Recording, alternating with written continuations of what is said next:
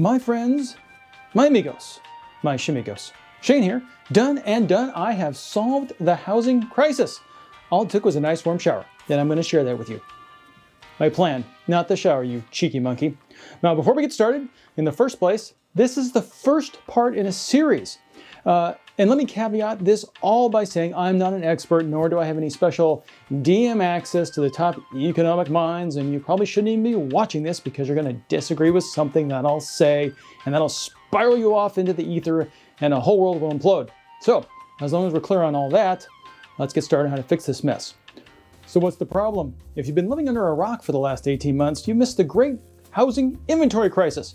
Interest rates are at an all-time low, housing demand is significantly outpacing the supply, prices are rising, rents are rising, 10, 20, 30, or even 40 offers on new listings in competitive markets.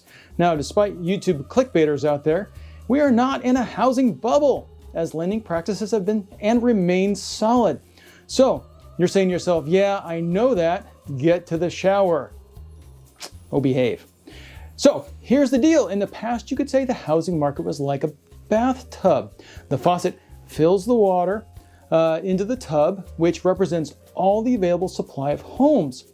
The faucet runs pretty consistently and adding new homes and resale homes to the available inventory. And the drain, that little tiny drain at the bottom, allows just enough water through, think home sales, to keep the rest of the inventory in the tub or available for ready, willing, and able buyers. Now, rush forward to today, and that system is more like a shower. The water comes in super aerated, low flow, shower head, and almost immediately empties out through that supersized drain in the shower floor. Not enough homes, so thanks to supply and demand, prices are rising out of reach of more and more folks. So what's the solution? Well, to fix all this, we need to change the shower back to a tub, where we got a smaller drain, larger faucet, increase the water supply, a larger reservoir, so the water can fill up and thus more homes can be available to more buyers.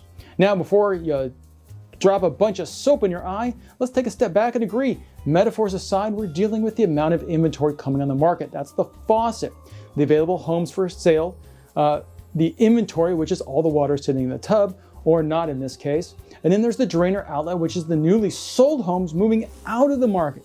For argument's sake, let's all agree that solving the housing issue needs to happen sooner rather than later, and that all three parts of the system need to be adjusted to make that happen faster. And depending on where you're at in the whole process, you're going to take anywhere between a long, hot, cozy bath to a short, freezing shower experience in order to make that all happen. So my feeling is let's minimize how long you're going to feel it, because the alternative of continuing on with the current direction is going to be way more harmful.